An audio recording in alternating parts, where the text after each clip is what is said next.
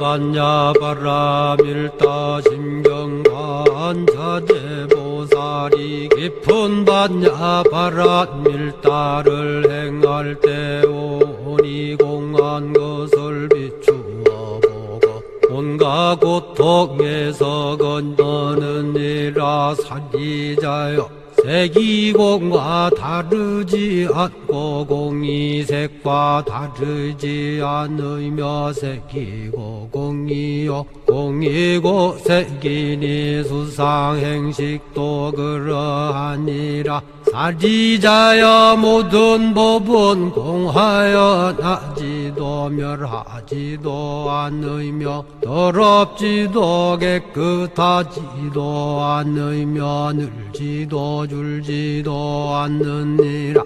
그러므로 곧 가운데는 색이 없고 수상행식도 없으며 안이비설신의도 없고 색성향 미촉법도 없으며 눈의 경계도 의식의 경계까지도 없고 무명도 무명이담까지도 없으며 늙고 죽음도 늙고 죽음이 다함까지도 없고 고진열도도 없으며 지혜도 듬도 없느니라. 얻을 것이 없는 까닭에 보살은 반야바라밀다를 의지함으로 마음에 걸림이 없고 걸림이 없으므로 두려움이 없어서 뒤바뀐 헛된 생각을 멀리 떠나 완전한 열반에 들어가며 삼세의 모든 부처님도 반야바라밀다를 의지함으로 세상의 깨달음을 얻느니라. 반야바라밀다는 가장 신비하고 밝은 주문이며 위 없는 주문이며 무엇과도 견줄 수 없는 주문이니 온갖 괴로움을 없애고 진실하여 허망하지 않음을 알지니라. 이제 반야바라밀다주를 말하리라. 아제 바라 승아제 모지사바 아제 바라 승아제 모지사바 아제 바라 승아제 모지사바.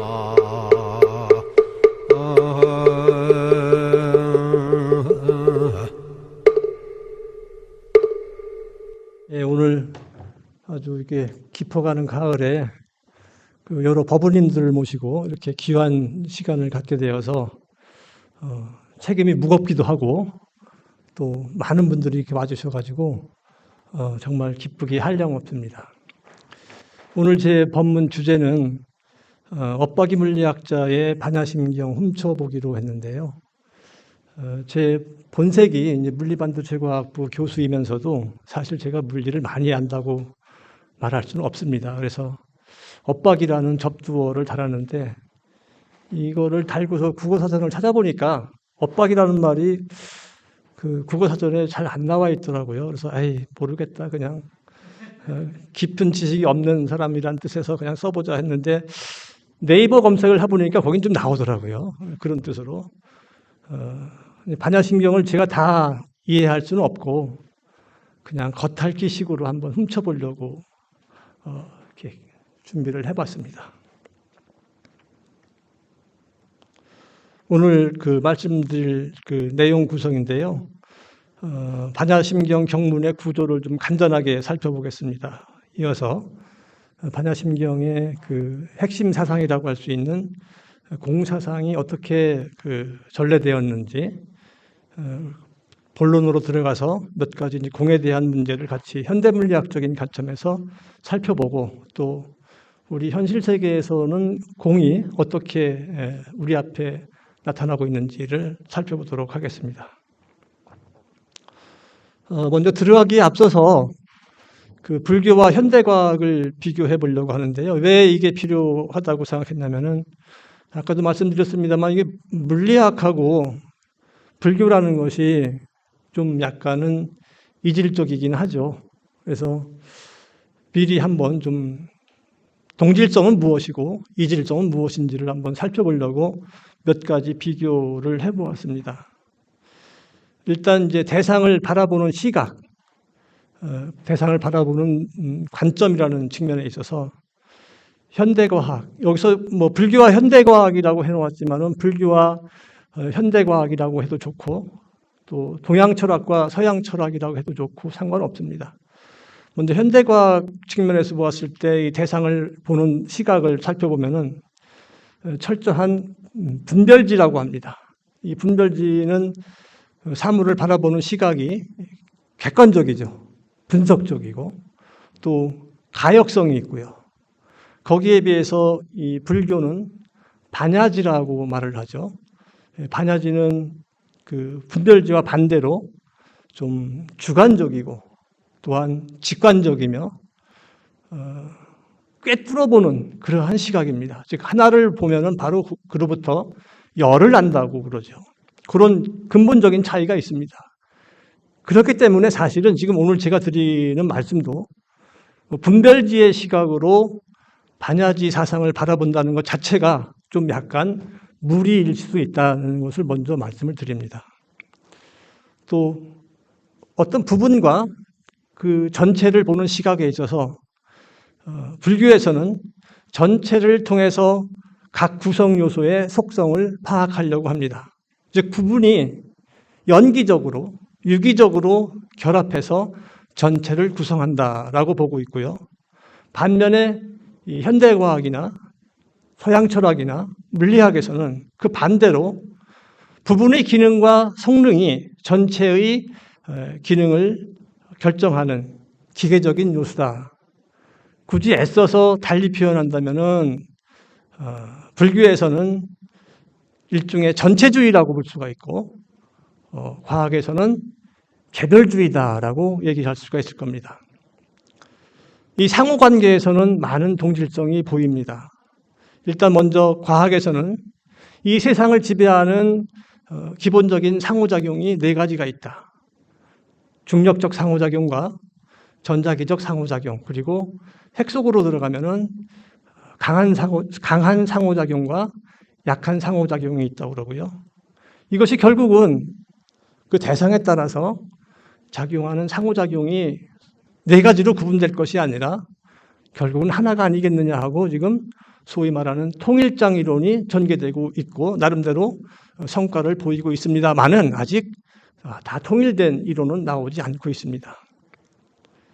또한 이제 세상을 구성하는 요소가 어떤 0차원의 점이 아니라 입자가 아니라 어떤 선이다. 이 선의 진동과 이 파형에 따라서 그 속성이 좌우된다는 끈 이론이 나오고 있고 또 상호간의 연결에 있어서 이미 벌써 한 3, 40년 전에 월드와이드 웹이 나왔고 이를 통해서 현대에는 사물 인터넷과 이제 만물 인터넷으로 변화하고 진화하고 있습니다. 불교에서는 아까 잠깐 말씀드렸듯이 인과관계와 인연에 의해서 철저한 연기론으로 설명을 하고 있고 즉 이것이 있음으로 해서 저것이 있고 저것이 생함으로 이것도 생하고 이게 멸하면 저것도 멸한다는 철저한 연기론이고 결국은 모든 것들이 제망차례라 해가지고 제석천을 뒤엎은 커다란 그물이 있어서 그 그물 코마다 영롱한 구슬이 있고 구슬과 구슬은 서로를 비추면서 모두가 다 그물같이 연결되어 있다고 보고 있습니다. 또한 통만법 명일심이라 해가지고 이 얘기는 화엄사성에서 나오는 말인데요. 만법이 있고 만심이 있지만은 그 만법, 10,000가지 진리가 다 통합되어 가지고 그 만심을 하나로 일체화시킨다. 즉 통만법 명일심이라는 얘기는 결국은 물리학에서 말하는 통일장 이론과도 맥이 서로 통한다고 볼 수 있을 겁니다.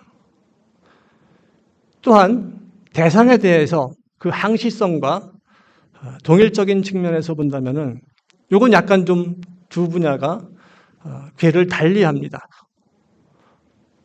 현대과학에서는 절대불멸의 법칙이 있죠. 물리학 법칙은 절대불멸입니다. 또 물리학에는 물리상수가 여전히 존재합니다. 절대 변할 수가 없는 것들입니다. 거기에 비해서 잘 아시다시피 불교에서는 무상, 모든 것은 변화한다. 상주불멸하는 어떠한 것도 없다라고 얘기하고 있죠. 즉 자성이 없다, 무자성. 이를 위해서 나도 없고 너도 없고 그래서 중생도 없고 뿐만이 아니라 그 누구도 무수자 해서 영원한 것은 없다라고 얘기하고 있습니다. 이 세계관에 대한 존재와 개념을 좀 살펴보면은 먼저 이 물리, 현대과학에 있어서 이 현대과학에서 이 물리는 고전역학 시기와 현대물리학 시기로 구분해 볼 수가 있습니다. 고전역학에서는 철저한 사물 중심입니다. 거기에 비해서 불교는 사건 중심이고요. 즉 고전역학에서의 사물 중심이란 그것은 언제나 거기에 그렇게 그대로 있다입니다. 객관적 실제의 그 존재를 전혀 의심하지 않습니다. 근데 그것이 현대물리학으로 들어와서는 좀 변하죠. 관찰에 의한 창조. 우리가 어떤 눈을 통해서, 내 눈을 통해서 무엇을 보는 순간 그것이 창조된다는 거죠. 지금 우리 정각원 문 밖에 남산이 있죠, 분명히. 그러나 없습니다. 안 보입니다. 내가 보기 전에는 없어요. 문을 열면 보이죠. 그 보는 순간 남산이 거기에 그렇게 창조된 겁니다. 내가 보기 전에는 관념에 의해서 어제 있었으니까 있겠지지 있어 하고 확언할 수는 없습니다. 오로지 확률로만 존재할 뿐입니다. 이게 현대물리학입니다. 거기에 비해서 이 불교에서는 현대물리학적 관념과 비슷합니다. 사건 중심입니다. 어떤 존재라는 것 그 자체가 우리가 편하게 이름을 지어놨을 뿐이지, 남산이라고 이름을 지어놨을 뿐이지, 남산에 남산탑이라고 이름을 지어놨을 뿐이지, 그 대상을 이해하고 설명하기 위해서 만들어낸 조작된 개념에 불과하다. 따라서 존재라는 것은 시공간 사건들의 연기적 과정이라는 측면에서 이거는 현대물리학에서의 그것과 같다라고 볼 수가 있습니다. 오늘의 주제라고 볼 수 있는 공 또는 진공과 관련해서는 일단 불교에서는 이 공사상은 불교의 근본 교리이고 또한 대승불교의 가장 기초적인 그러한 철학이죠. 불교 세계의 반야적인 환경이 바로 공이다. 그런데 그 공을 일컬어서 이제 오온이 모두 다 공하다라고 얘기합니다. 그리고 이 공이 곧 만물 생성의 근원지이다라는 거죠. 그래서 이 공이라는 말은 불가해서 공이라고도 그러고 가끔씩 진공이라고도 얘기하고 또 진공묘유라고도 얘기하고 묘유라고도 얘기하고 또는 가유, 가짜로 있다라고 이렇게 얘기합니다. 반면에 현대과학, 이 물리학에서는 공이라는 개념은, 진공이라는 개념은 현실 세계 우주의 어떤 물리적인 환경이죠. 우주는 진공 상태이니까. 또한 오늘 잠깐 말씀드리겠습니다만 쌍으로 만들어지고 쌍으로 소멸하는 그 근원지입니다. 아울러서 거기에는 진공 에너지가 존재하고 물리학에서도 말이 좀 이상한 말인데요. 진짜 공인데 그것이 가짜일 수가 있습니다. 그래서 가짜 진공이란 말도 있습니다. 최근에 리스몰릴이라는 양자중력의 전문가가 이런 말을 했습니다. 세상에는 무엇이 존재하는 것처럼 보이나 마치 실체가 있는 것처럼 보이나 그것은 착각이다. 단지 빨리 변화하는 것과 서서히 변화하는 것, 그들이 존재할 뿐이다. 예를 들어서 여기 지금 촛불이 있는데요. 촛불이 일찍 타버릴 수가 있죠. 그럼 빨리 변화하는 겁니다. 거기에 비해서 저를 예를 들어 볼까요? 1958년 8월 24일생인 이 김드경은 65년간 그 사람이 그 사람인 것 같아요. 어제 학생들이 보았던 김드경이나 오늘 강의 시간에 학생들이 보았던 김드경이나 뭐 그놈이 그놈이죠. 30여 년 전에 교수가 될 때의 김드경이나 지금 이 자리에서 감히 법문을 하고 있는 김드경이나 그놈이 그놈인 것 같습니다. 다르죠. 사람의 그 인체를 구성하는 이 세포는 1년에 90%가 바뀐답니다. 그렇다면은 10년이 지나면은 10년 전에 나를 구성했던 내 체세포는 지금은 아무것도 없다는 거죠.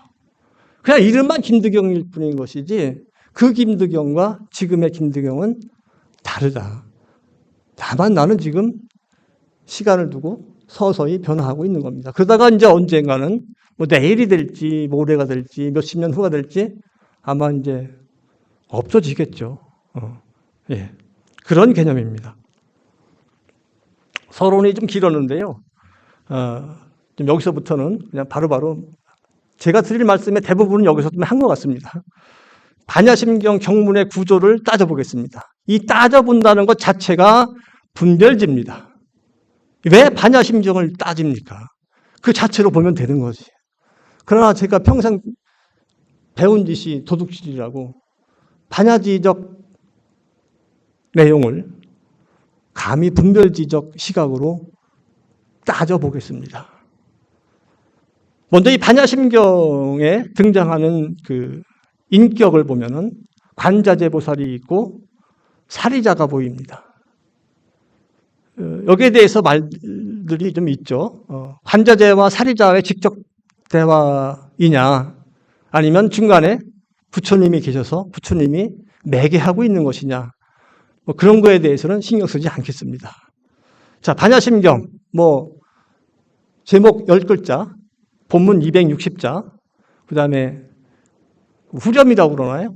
진원, 주문 18글자를 3번 반복하게 되어 있습니다. 그래가지고 총 300 몇십 자인데요. 참 역시 분별지적 시각이죠. 글자 수를 따지고 있고요. 요걸 또 한번 문장 단락 그 구성 분석법으로 기승전결로 보았습니다. 먼저 첫 단락 아주 간결하고 절제된 표현으로 공사상의 핵심을 선언적으로 표현하고 있습니다. 이어서 승 부분에 있어서는 공의 색과 다름을 반복적으로 설명을 하고 다른 오온 요소 또한 마찬가지라고 설파하고 있습니다. 이어서 공성은 내용에 나와 있는 바와 같이 육근, 육처, 육계, 사성제마저도 모두 초월한 상태이다. 따라서 공성에 이르게 되면은 얻을 것조차 없는 그러한 경지임을 역설적으로 그러면서도 웅장하게 설명하고 있습니다. 전에 이르러서는 결국 이제 반야바라밀다에 의지하여 공의 경지에 이르게 되면은 이제 그것이 곧 자유이고 그것이 곧 열반이고 그것이 비로소 최고의 깨달음을 얻은 상태, 즉 안욕다라 삼막삼부리가 된다는 것이죠. 이것을 아주 담대하게 설파하고 있습니다. 마지막으로 결론부에 이르러서는 이제 반야바라밀다주의 더없이 위대하고 영험함을 역설한 후에 이어서 그 진언을 아주 깊은 울림이 있게 들려주고 있습니다. 이 진언은 그 자체로 이해해야지 이것을 우리말로 해석하는 것은 아니라고 그러대요. 대부분이 근데 이제 이 아제아제, 바라아제, 바라승아제, 모지사바를 대략 이런 뜻으로들 해석하고 있습니다. 가자, 더 높이 가자, 영원한 깨달음의 세계로 이렇게 3~4번 하게 되어 있습니다. 이 내용 중에서 이제 공과 관련해서 이제 설명을 드리고자 하는데요. 공 사상의 전래 과정을 좀 적시해 보았습니다.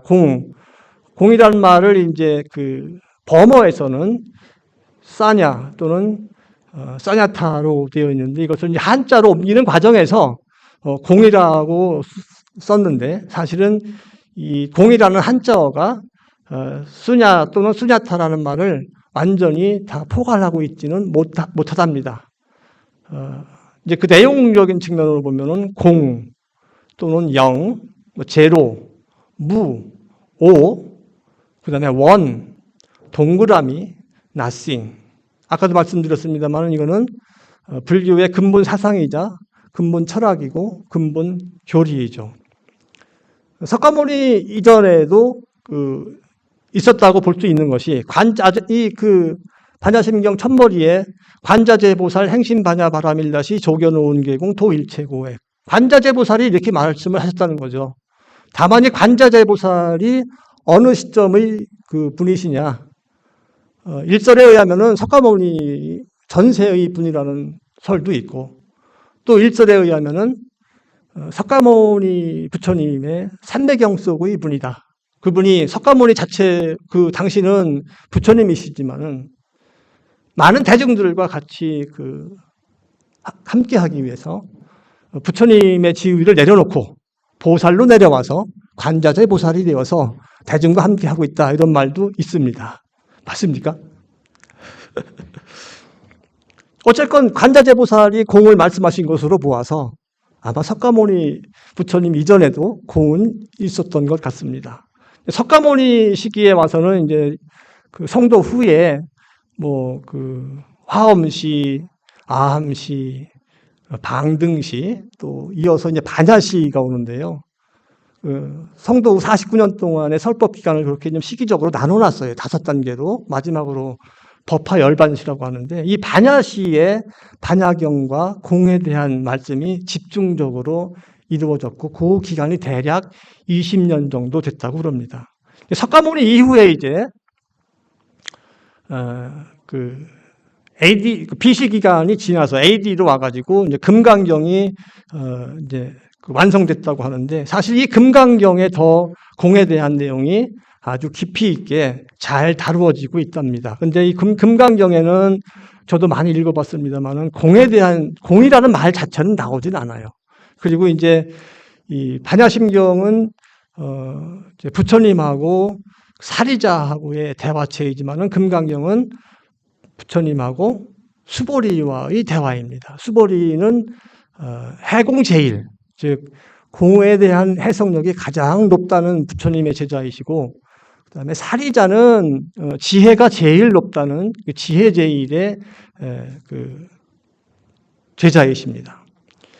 그리고 이제 AD 150년에서 250년 사이에 계셨던 제2의 부처님이라고 불리우는 나가르주나는 이제 범어이고요. 이거를 이제 한자어로 음차해서 표현하면은 용용자에 나무 숫자를 써가지고 용수 보살님, 용수 부처님이라고 한답니다. 이 용수 부처님이 이제 공사상을 아주 정교하게 다듬고 이때 철학적 체계가 갖추어졌는데, 이 나가르주나 그 붓다의 말씀 중에 모든 현상은 인과관계로 나타나기에 스스로 독립해 존재하는 불변의 실체는 없다. 즉 자성은 없다는 겁니다.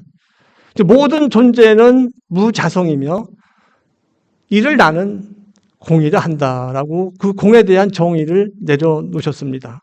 이후에 이제 보리달마, 우리가 이제 달마대사라고 부르는 보리달마님이 520년경에 인도에서 중국으로 가서 공사상을 전파합니다. 우리 일장에서 달마가 동쪽으로 간 이유가 뭐냐? 조사 설의 서쪽에서 온 이유가 뭐냐라고 얘기하는데, 이게 선문답이라서 그 답을 함부로 얘기할 수는 없죠.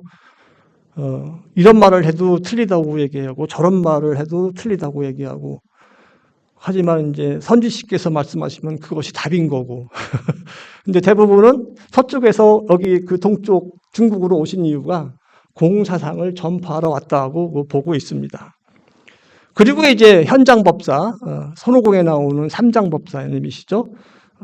현장법사님이 천축국 구법여행을 통해서 이제 반야심경을 구해서 그것을 한역으로 해서 중국에 전파되고, 이제 그 당시 중국은 당나라였고, 당나라 시기에 이쪽 반도 국가는 삼국시대 말, 통일신라 형성 시기 요때쯤이어서 그 신라하고 당나라 사이에는 문화교류가 아주 제법 활발해서 거의 리얼타임으로 이쪽 반도에 전해졌다고 그럽니다. 그 당시에 이제 그 여행길인데요. 여기 이렇게 보시면은 그 당시 당나라의 지도가 여기 본토가 있고, 그 이미 한나라 시기에 실크로드가 잘 형성되어서 실크로드가 이런 식으로 쭉 길쭉하게 이렇게 해서 당나라 영역에 표시되어 있습니다. 그래서 그 길을 따라서 이제 이 북쪽으로 가서 인도로 이렇게 왔는데, 바로 이렇게 직선 거리로 가지 못했던 이유가 여기가 히말라야 산맥이 막고 있어서 그게 굉장히 험난했답니다. 그래서 길은 멀더라도 이렇게 멀리 북쪽으로 돌아서 갔고, 가는데 4년, 인도에서 뭐 8년, 또 오는데 4년 해가지고 15년, 18년 뭐 정도 걸렸다고 그래요. 그리고 이제 갈 때는 쫓겨가듯이, 도망가듯이 갔고, 그때 이제 당나라 태종이 그 당의 황제였었는데, 그 당태종이 즉위한 지 얼마 안 돼서 일종의 이제 그 계엄 비슷하게 국경 수비가 굉장히 엄격했대요. 간신히 이제 국경을 넘어서 갔는데, 올 때는 아주 태종이 아주 열렬하게 그 환영을 해줬는데, 그 당시에 당태종은 현장이 장안, 여기 그 당나라의 수도인 장안에 들어올 당시에는 이 당태종은 그 나라에 없고, 저쪽 그 동북 쪽에 이 반도 북쪽에 있는 고구려를 정벌하겠다고 가서 안시성 싸움을 하고 있었답니다. 그래서 본인이 이제 형제가 지냈는데 현장법사를 마종을 못 해주고 장안 시장으로 하여금 나가서 극진하게 접대하라. 요 아래에 있는 그림이 그 당시에 대한 상상도입니다. 자, 이제 공을 좀 얘기해 보겠습니다. 조견, 오운, 계공이라고 말 나오죠. 오운이 모두 다 공한 것을 밝게 비추어 본다. 오운이라는 것은 어떤 생명체뿐만 아니라 모든 우주 만물의 구성 요소라고 하고 있죠. 즉 색, 수, 상, 행, 식 해서 5가지. 온이라는 말은 우리 일상에서 잘 쓰지 않는 한자인데요. 어떤 뭐 꾸러미, 덩어리, 뭐 무더기 뭐 이런 뜻을 갖고 있다고 그래요. 색, 물질 세계 또는 육신, 그래서 색계라고 얘기하고 있고, 이제 이 색이라는 그 온은 육군, 육처, 육계에도 포함되어 있습니다. 그 다음에 수, 상, 행식이 있는데, 그러니까 색은 물질 세계를 얘기하고 있고, 수상행식은 정신세계를 얘기하고 있습니다. 여기 뭐 수는 느낌이나 감각, 어느 대상에 대해서 느끼는 감수작용 이렇게 되어 있는데 사실 구분하기 힘들고요. 제가 구분하는 방법은 색은 일종의 이제 여기는 그게 없는데 이제 불단에 보면은 뭐 과일들도 있고 여러 가지 이제 재물들이 있죠. 이를테면 여기에 사과가 있다면은 사과가 있다는 것 자체, 사과가 보인다는 것 자체가 색이고, 색은 이제 그 색이고, 그 수는 그것에 대해서 느끼는 감수작용이니까, 저 사과 참 맛있어 보인다, 참 탐스러워 보인다 하는 것이 수이고, 또 그것을 마음으로 받아들이는 작용, 저거 좀 먹고 싶어. 그렇게 느끼는 것이 상. 또 그 다음에 그것을 받아들인 생각을 실제 행동으로 아직 행동으로 옮기는 건 아니고 행동으로 옮기려는 그러한 능동적 의지. 나 이거 먹고야 말 테야. 이거 내가 비록 부처님 그 불단에 있는 거지만 나 이거 먹을 거야 하고 그런 의지. 뭐 요것이 이제 행위고, 이러한 모든 것들을 다 이제 의식하는 것들, 이런 것을 이제 식이라고 한답니다. 자, 그래서 이제 색과 공이 과연 무엇이냐? 색은 색이고 공은 공이다라고 이미 많이 배워왔죠. 뭐 반야심경의 시그니처라 하면은 바로 이 말이지 않습니까? 사리자야, 색불이공, 공불이색, 색즉시공, 공즉시색, 수상행식, 역부여시. 공수상행식 중에서 색과 관련해서만 4가지 구절로 설명을 하고 있습니다. 그리고 수상행식, 역부여시. 오온 중에서 색만 있는 게 아니라 수상행식도 있는데 수상행식도 역부여시다. 이하동문이다. 그런 얘기죠. 그 4가지 구절을 좀 분석해 보면은 색불이공, 공은 색과 다르지 않다. 공불이색, 색은 공과 다르지 않다. A가 B면 당연히 B는 A죠. 그 다음엔 다시 또 색즉시공, 색이 곧 공이고 또 공즉시색, 공이 곧 색이다. 결국은 4가지 표현을 해놓았지만은 그 말이 그 말인 것 같아요. 그죠? 색은 공과 다르지 않다는 색은 곧 공이다란 말인 것 같고, 공은 색과 다르지 않다? 공은 곧 색이다. 근데 우리 일상에 이런 말이 있죠. 나쁘지 않다. not bad다. 나쁘지 않다. 나쁘지 않다고 해서 좋은 건 아니죠. 좋지 않다. not good. 좋지 않다고 해서 그것이 곧 나쁜 건 아니죠. 아마 그런 맥락인 것 같아서 이렇게 강조하려고 지혜가 제일이라는 사례자를 앞에 앉혀놓고 이렇게 얘기를 했나 봅니다. 그런데 이걸 물리적인 입장에서 좀 살펴보면 약간 이해가 돼요. 뭐냐면은 물이 얼어서 얼음이 되고 얼음이 녹아 물이 됩니다. 그죠? 자연에서 우리가 일상 보는 일입니다. 그렇다면은 여기 써 있듯이 빙불이수, 빙불이수, 수불이빙, 또 수즉시빙, 빙즉시수 성립할 수 있죠. 그런데 물이 얼어서 얼음이 되지만은 얼음이 곧 물로 되라는 법은 없습니다. 얼음이 물로 되지 않고, 즉 고체가 액체를 경유하지 않고 바로 기체로 날아갈 수도 있어요. 그럼 얼음이 물이 된 건 아니죠. 물은 날아가서 없어졌습니다, 이제. 그렇다면 이제 우리가 할 수 있는 말은 예를 들어서 빙출러수 또는 빙수불이. 그래서 물질은 공에서 나왔으므로 그렇기 때문에 물질은 공과 다르지 않고 다시 또 물질은 공으로 들어갈 수 있기 때문에 그래서 공은 물질과 다르지 않다. 공에서 물질이 나오고 물질이 공으로 들어간다는 그런 변화를 생각할 필요도 없이 그대로 물질은 공이고 공이 그대로 물질이고 물질이 곧 공이다. 여전히 헷갈립니다. 그죠? 성철 스님께서도 백일본문에서 이런 말씀을 하셨답니다. 색성공. 색의 성향이 원래 공한 것이다. 색은 색이고 공은 공인 것이 아니라 색 자체가 원래 공한 것이다. 라는 말씀이 있으셨는데 참 힘듭니다. 도대체 색과 공이라는 관계가 무엇인지 현대물리학에서 나오는 용어들을 막 열거해 보았습니다. 색과 공에 대해서. 색과 공의 이중성인가? 이중성이라는 표현을 이제 현대물리학이 태동하게 된 그 근본적인 단초를 주었죠. 입자가 파동이고 파동이 입자다. 또 중첩 문제. 색과 공이 중첩하고 있는 거야, 이제.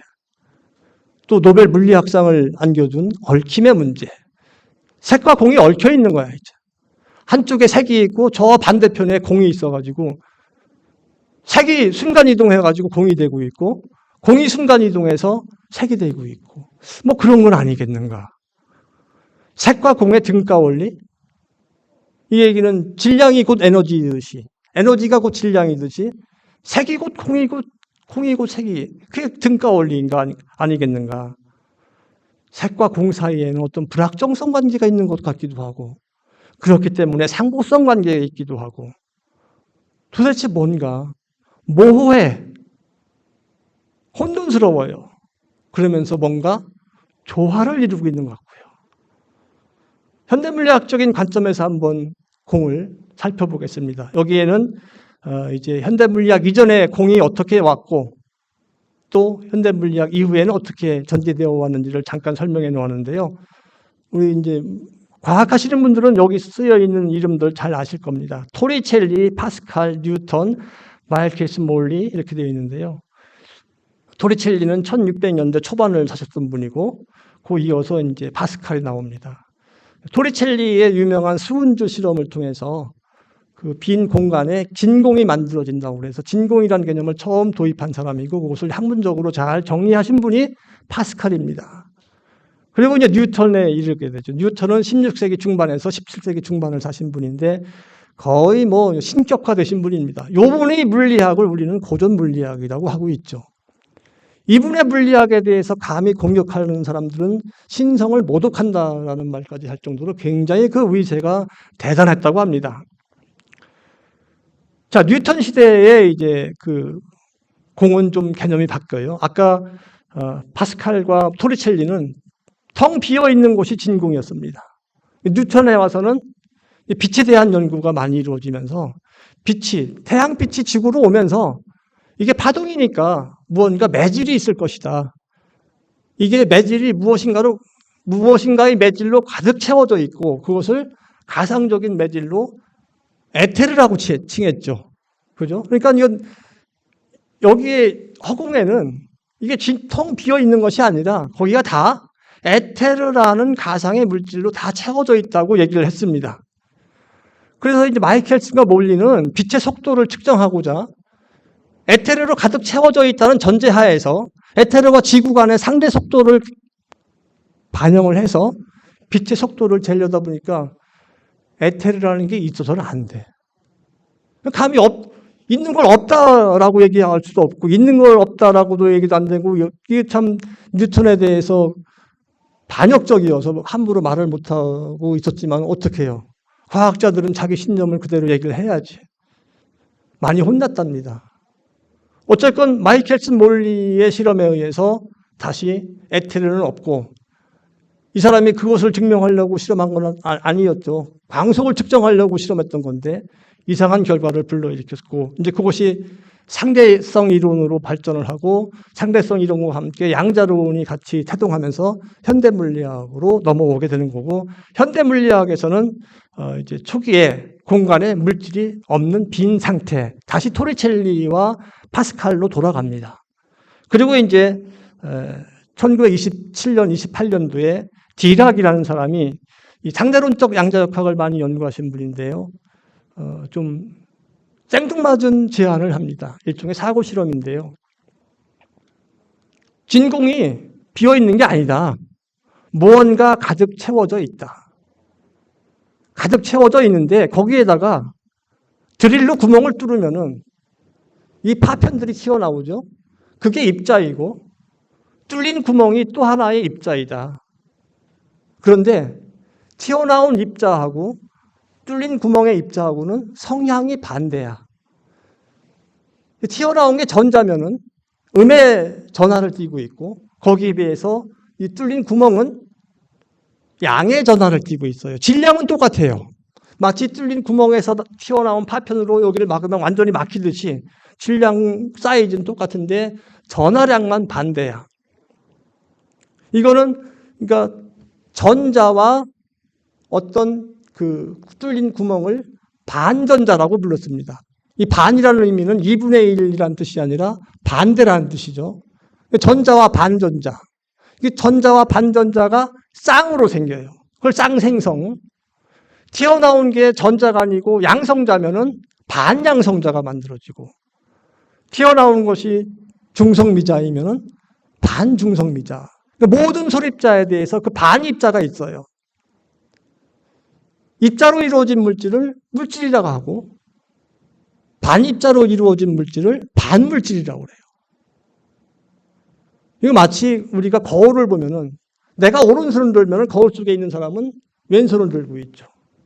쌍으로 만들어지면은 얘들은 또 다시 쌍으로 소멸하는 속성이 있어요. 그러니까 내가 만약에 거울을 보고 악수하자. 악수해가지고 손이 맞닿는 순간 이 쌍은 그대로 소멸해버려요. 조심해서 거울 보셔야 됩니다. 잘못하면은 내 도플갱어가 거울에서 나타나가지고 악수하다가 그냥 소리 소문 없이 없어질 수가 있습니다. 이게 실제 물리 세계에서는 있는 일이에요. 그걸 쌍소멸이라고 합니다. 여기 그림으로 표시되어 있는데 이제 구멍을 뚫는다는 것이 실제 드릴로 뚫는 것은 아니고요. 에너지를 인가하는 겁니다. 에너지를 어떤 표정, 진공 상태에 있는 어떤 물질에다가 에너지를 가하면은 그 에너지에 의해서 이제 전자가 튀어나와요. 그 전자가 튀어나오는 순간 그 즉시 반전자, 이게 양전하를 띠고 있다 해서 양전자라고 불렀습니다. 튀어나온 것이 양성자면은 반양성자. 양성자는 양전하를 띠고 있는데 거기에 비해서 반양성자는 음전하를 띠고 있고요. 중성미자가 튀어나오는데 그 반중성미자. 얘들은 전하가 없지, 중성이니까. 그래서 튀어나온 중성미자가 스핀이 위방향이면은 반중성미자는 스핀이 아랫방향. 이런 식으로 쌍으로 만들어지는 거예요. 이걸 좀 단계적으로 조금 부연 설명을 더해보면요. 일단 진공 상태. 디락은 이것을 디락의 바다라고 불렀습니다. 디락의 바다에 이제, 이게 진공이니까 비어있는 게 아니라 입자, 반입자로 가득 채워져 있는 겁니다. 여기에 이제 에너지가 인가되면은 이 에너지는 좀 강한 에너지입니다. 감마선 정도의 그 강한 에너지인데 이 에너지가 인가되면은 입자가 튀어나오면서 튀어나온 빈자리가 만들어지고 튀어나온 입자와 빈자리 구멍 속에서 또 하나의 입자. 이거 마치 우리 이제 반도체에서 에너지가 들어가게 되면은 가전자대에 있던 전자가 컨덕션 밴드로 올라가고 올라갈 때 전자가 빠져나온 빈자리가 만들어지죠. 거기에 이제 전공이라는 구멍이 만들어집니다. 이때 전자와 전공이 전하량이 반대인데 이때 반도체에서의 그것하고는 약간 좀 같은 듯 다른 듯 합니다. 예, 고맙습니다. 어쨌건 이제 여기에 에너지가 인가되어서 입자와 반입자가 쌍으로 생성됐는데 얘들은 또 생성된 상태로 가만히 있는 게 아니라 다시 또 원래의 평형 상태가 거기니까 거기로 돌아갑니다. 돌아간다는 얘기는 에너지를 방출하면서 원래의 평형 상태로 가면서 또 흔적 없이 사라져요. 이게 쌍소멸입니다. 다시 말씀드리면 이제 두 번째 단계에서 입자가 색이 공에서 나왔습니다. 그러니 색불이공, 색즉 시공이란 말은 바로 여기서 쓸 수 있는 말이고요. 세 번째 단계에서는 입자가, 즉 색이 공으로 들어가서 소멸을 합니다. 그러니 공불이색이고 공즉 희색이 되는 거죠. 따라서 쌍소멸 시 방출되는 에너지는 또 다른 쌍생성의 근원이 되고 따라서 생성과 소멸이 계속 지속적으로 벌어지고 있어서 진공 상태 이 디렉의 바다는 고요의 바다가 아니라 소리 없는 아우성이 있는 그러한 공간이다라고 얘기할 수가 있고 가짜 진공이라는 개념은 뭐냐면은 어쨌건 물질들은 그들이 가장 안정한 상태에 있으려고 하죠. 그 얘기는 뭐냐면 가장 에너지가 낮은 상태에 있으려고 해요. 사람이 산길을 가다가 저 계곡 아래 내려갑니다. 거기 물도 있고 좀 나뭇잎도 많아서 뭐 좀 보온도 할 수 있을 것 같아서 계곡으로 내려가요. 거기가 가장 낮은 곳인 줄 알았어요. 근데 보니까 거기보다 더 낮은 곳이 또 있었어. 조금 움직여 보니까.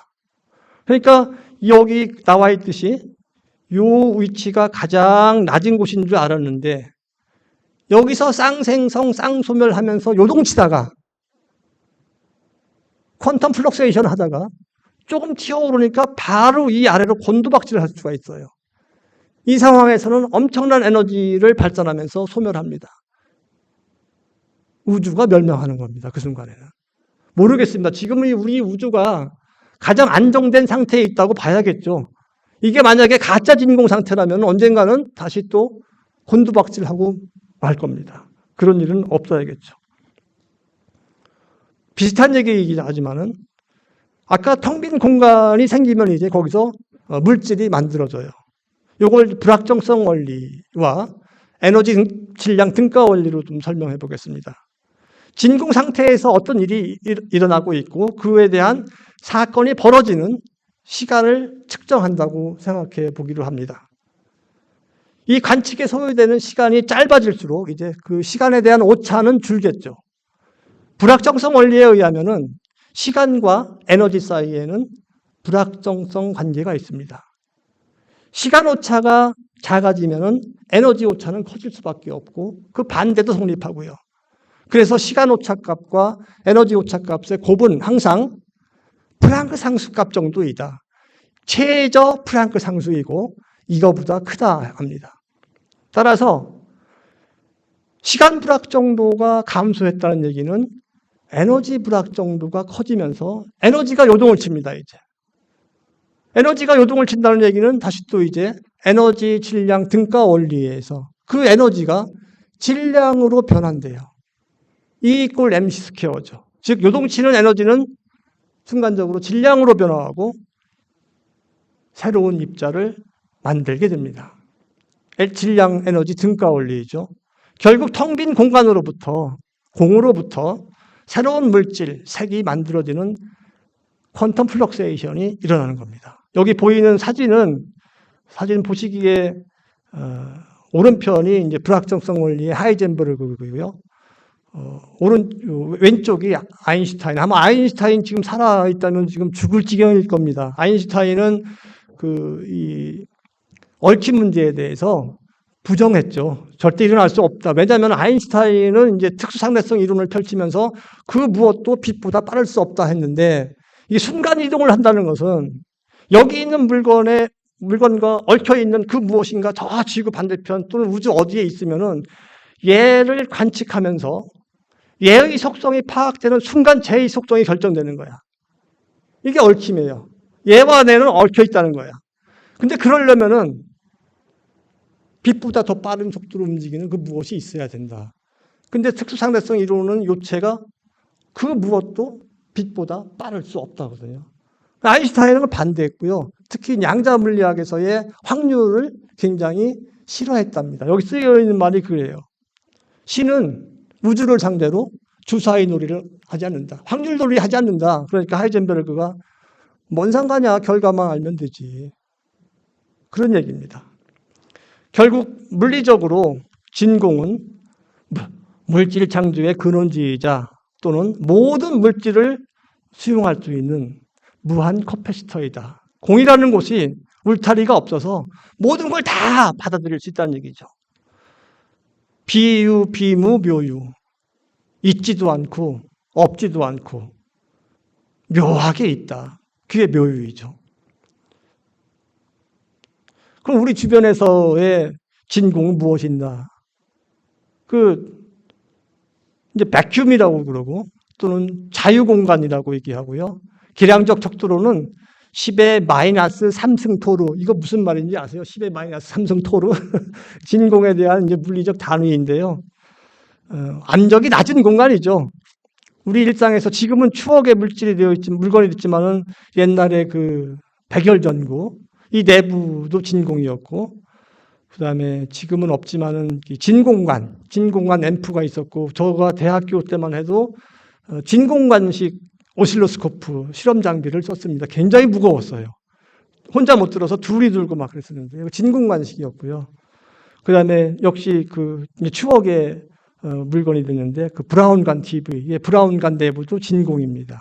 요게 대략 한 10의 마이너스 3승토루에서 브라운관 같은 경우에는 마이너스 6승토루 정도의 진공이 처음에 이제 설정이 됐는데 그게 유지가 안 되죠. 진공이 샌다고 그런 말을 하는데, 진공은 일종의 압력입니다. 그래서 압력의 단위는 이제 1뉴턴 퍼 제곱미터. 가로 세로 1m의 공간에 1뉴턴의 힘이 작용할 때 그것을 1파스칼이라고 정의하는데, 1뉴턴이 어느 정도 힘일까요? 1뉴턴 하면은 1kg 메터 퍼 세크 제곱. 그죠? 1kg의 물체가 1m per s 제곱의 가속도로 운동할 때 그때의 힘이 헷갈리시죠? 무슨 말인지.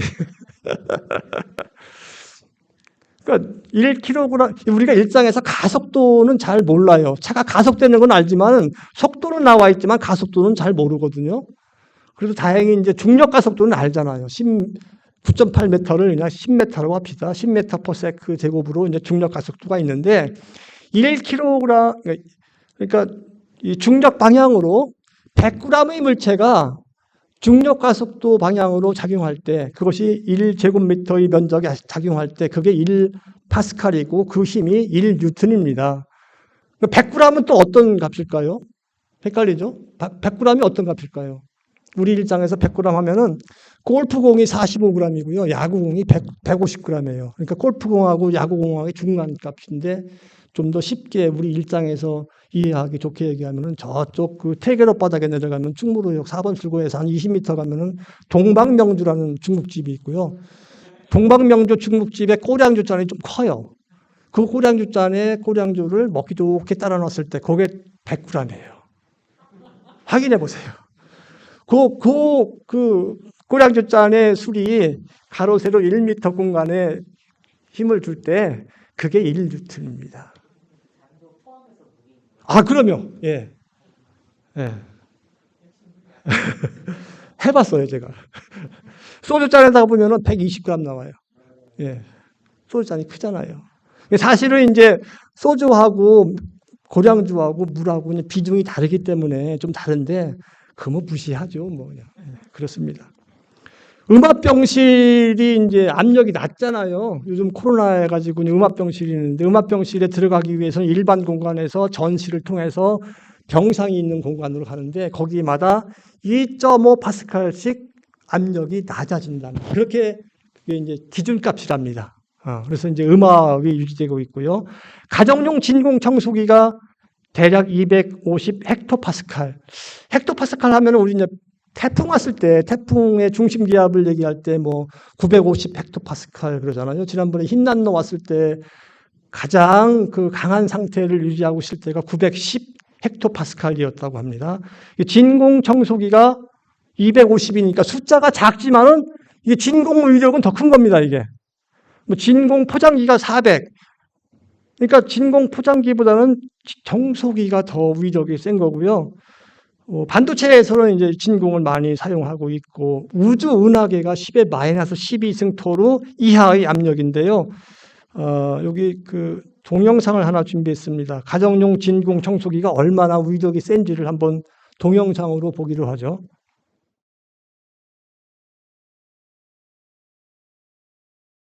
한 개로도 1.5톤 무게를 지탱할 수 있는 힘이 있다는 거죠. 물론 이제 좀 특수하게 했겠지만은 진공 청소기가 꽤 그 위력이 대단한 겁니다. 빨리 진행하겠습니다. 우리 반도체 연구하면서 그 진공 장비 많이 쓰고 있는데요. 스퍼터라는 방막 장비, 이게 지금 이세준 교수님 연구실에 있는 최근에 들어온 거고요. 그 다음에 이제 한 40년 전에 동국대학교에서 우리나라에서 가장 좋은 진공 장비가 있었습니다. MB라 해가지고 이게 10의 마이너스 10승. 뭐 진공을 더 뽑으면 좋죠. 그러나 뽑으려면은 특수한 펌프가 필요하고 펌프의 종류도 많습니다. 다 돈입니다. 예. 그 다음에 K스타라 해가지고 핵 융합 장치가 있는데요. 이건 아마 우리나라에 있는 가장 큰 진공 챔버일 겁니다. 요게 지금 여기 둥그렇게 보이는 부분이 진공이 유지되는 구간이고요. 그걸 좀 확대한 것이 가운데 그림인데, 여기에 이 높이가 지금 사람 높이보다 큽니다. 이게 이제 이 내부의 그 진공도가 10의 마이너스 10승 도로로서 특수한 이제 크라이오 펌프 같은 특수한 진공 펌프를 12대를 동시에 가동하고 있답니다. 여기서 하는 일이 뭐냐면은 이제 인공 태양을 만들어서 태양에서 일어나는 여러 가지 이제 뭐 핵융합이라든가 이런 거를 이제 실험실 수준에서 하려고 하고 있고요. 요건 그때 이제 그 만들어 놓은 이 원기둥 주위로 만들어지는 고온 플라즈마입니다. 여기 내부 이 플라즈마가 그 가장 높은 온도를 유지할 때가 1억 7천도이고요. 이것을 하기 위해서 이제 초전도체를 쓰는데, 초전도체는 또 그 영하 270도씨에서 작동을 합니다. 진공이 가지고 있는 특성이 이제 열을 차폐하고 압력이 낮고 또한 중요한 특성 중에 하나가 수밀도가 낮고 또한 민 프리패스가 길다고 그러죠. 바로 그러한 것들이 실험에 활용되는 겁니다. 실제 우주 환경인데요. 실제 우주 환경은 이제 지상으로부터의 높이에 따라서 진공도가 점점 이제 좋아진다고 얘기하죠. 숫자가 작아지는 거니까. 대략 10의 마이너스 12승토로. 아까 K스타가 만드는 진공도가 지상으로부터 약 1300m 상공, 우리별 1호가 떠 있는 공간의 진공도가 그 정도랍니다. 그보다 더 높은 10,000km, 20,000km 올라가게 되면은 10의 마이너스 12승, 13승, 14승 쭉 가고요. 극저온 상태를 유지하고 있고 무중력. 민 프리패스는 뭐냐면은 충돌 없이 갈 수 있는 거리들의 평균값입니다. 이를테면은 저 운동장에 사람들이 엄청나게 많으면 내가 그들을 비집고 지나가기에 굉장히 복잡하잖아요. 꼭 부딪혀야만 부딪히는 게 아니라 부딪히지 않으려고 경로를 바꾸는 것도 물리에서는 충돌이라고 합니다. 자유롭게 갈 수 있는 거리들의 평균값이니까 사람들이 적으면 적을수록 민 프리패스는 길어지죠. 그러니까 진공도가 좋아지면 좋아질수록 민 프리패스가 길어지고 그 공간에서 그 환경에서 어떤 물질을 만들 때 퀄리티가 좋아지는 겁니다. 거기에 비해서 지구의 이제 진공도는 760도루이고 온도는 300켈빈. 민 프리패스가 10의 마이너스 5승메타입니다. 눈에 안 보이지만 우리 주변에는 세제곱센티미터당 10의 19승계의 입자들로 가득 채워져 있는 상태입니다. 그리고 이 진공이라는 표현은 이제 자유공간이 되는데 물리에서의 자유공간이라는 개념은 여러 가지 물리 상수들이 정의되는 공간이기도 합니다. 우리가 말하는 전자의 질량도 엄격히 말해서 자유공간에서의 질량이고요. 그 다음에 우리가 말하는 광속도 바로 진공 속에서 정의가 됩니다. 진공 속에서의 전기장 상수인 입시론 제로값하고 진공 중에서의 자기장 상수값인 투자율, 요들의 관계에 의해서 광속값이 결정됩니다. 그러니까 진공이라는 것은 물리에 있어서는 굉장히 중요하죠. 자유공간이라는 측면에서 무조건 자유로운 것은 아닌 거죠. 반야심경이 이제 기승 전에 이르게 되면은 보리살타의 반야바라밀다 고심무가에 무가에고 무유공포 원리전도몽상 구경열반. 여기 지금 보리살타가 반야바라밀다에 의지하게 되면은 고심무가에 마음에 걸림이 없답니다. 마음에 걸림이 없다는 것은 뭡니까? 21세기 표현으로 영혼이 자유롭다는 거죠. 영혼이 자유로워요. 즉 진공은 자유공간이고 불교에서의 공은 영혼이 자유로운 공간이에요. 자유롭기 때문에 무유공포, 두려움도 없고 원리전도 몽상, 뒤바뀐 헛된 생각으로부터 멀리 벗어나서 비로소 열반에 이르고 비로소 안욕따라 삼막삼보리를 얻게 된다. 그 얘기죠.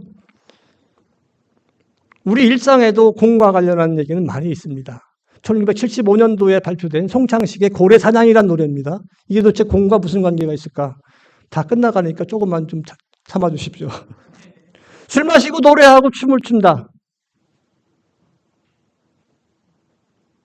색성향 미축법? 결정판이죠. 술 마시고 노래하고 춤을 추는 것을 네 글자로 뭐라고 그럽니까? 이영민 교수님? 음주가무죠.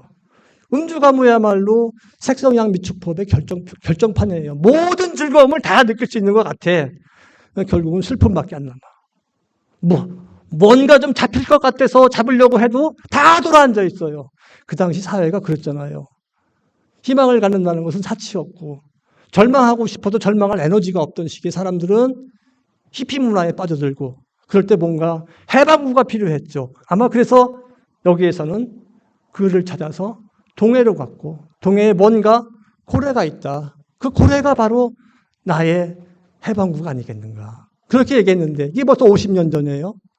그럼 그때 이 고래는 그들이 갈구했던 고래는 오늘날 이상한 변호사 우영우가 어려움을 처했을 때 불현듯 나타나가지고 번뜩이는 지혜를 줍니다. 바로 그 고래가 아니겠는가.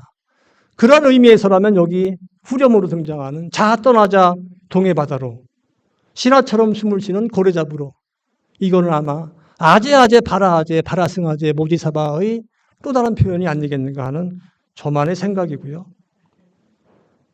고려사장이 공사상을 좀 은유적으로 우회적으로 표시했다면 나훈아의 공은 좀 직설적입니다. 제목 자체가 공입니다. 너나 나나 모두 다 어리석다, 바보다, 미련하다, 탐진치 삼독에 빠져 있다는 것을 몰라. 그러니까 어떻게 해야 돼? 다 비워야 된다. 살다 보면 알게 된다. 비운다는 의미를 내가 가진 모든 것들이 한낱 꿈이었다는 것을.